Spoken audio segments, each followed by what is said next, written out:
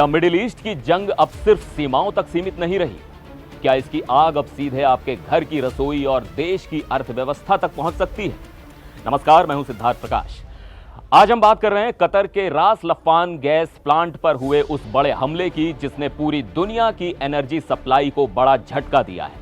Middle east में बढ़ते तनाव के बीच ईरान ने खाड़ी क्षेत्र के तेल और गैस ठिकानों को निशाना बनाया और इसका सबसे बड़ा असर अब कतर पर दिखाई दे रहा है।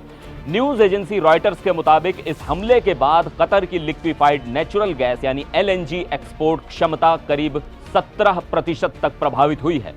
कतर एनर्जी के सीईओ और ऊर्जा मंत्री साद अल काबी ने बताया है कि इससे हर साल करीब 20 अरब डॉलर का नुकसान हो सकता है।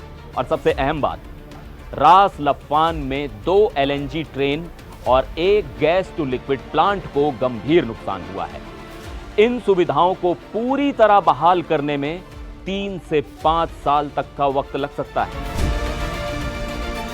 अब सवाल, इसका भारत से क्या लेना देना है? दरअसल भारत अपनी कुल प्राकृतिक गैस जरूरत का करीब 20% हिस्सा कतर से आयात करता है। यानी इस संकट का सीधा असर भारत की ऊर्जा सुरक्षा पर पड़ सकता है। कतर के मुताबिक इस हमले के बाद हर साल करीब 12.8 मिलियन टन एलएनजी सप्लाई प्रभावित होगी। स्थिति इतनी गंभीर है कि कतर एनर्जी ने अपने कई लंबे कॉन्ट्रैक्ट्स पर फोर्स मैज्योर लागू कर दिया है। यानी फिलहाल तय समय पर सप्लाई देना संभव नहीं होगा। इसका असर इटली, बेल्जियम, दक्षिण कोरिया, चीन और भारत जैसे देशों पर पड़ सकता है। यह नुकसान सिर्फ एलएनजी तक सीमित नहीं है। शुरुआती आंकड़ों के मुताबिक कतर का कंडेंसेट एक्सपोर्ट करीब 24% तक गिर सकता है। एलपीजी करीब 13% कम हो सकता है। हीलियम उत्पादन 14% तक प्रभावित हो सकता है, जबकि नेफ्था और सल्फर में करीब 6% की गिरावट आ सकती है।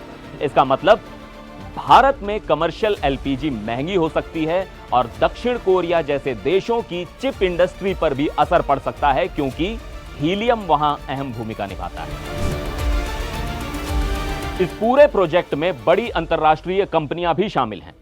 अमेरिका की एक्सॉन मोबिल एलएनजी ट्रेनों में हिस्सेदार है, जबकि Shell gas to liquid plant से जुड़ी हुई कंपनी है। इन सुविधाओं को बनाने में करीब 26 अरब डॉलर का निवेश हुआ था।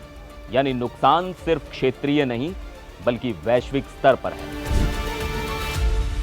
साद अल काबी ने रॉयटर्स से बातचीत में कहा कि उन्होंने कभी नहीं सोचा था कि रमजान के महीने में इस तरह का हमला होगा। उन्होंने यह भी कहा कि इस घटना ने क्षेत्र की सुरक्षित छवि को झटका दिया है और विकास को 10 से 20 साल पीछे धकेल दिया है। उन्होंने दुनिया के सभी देशों से अपील की है कि तेल और गैस जैसे अहम इंफ्रास्ट्रक्चर को संघर्ष से दूर रखा जाए।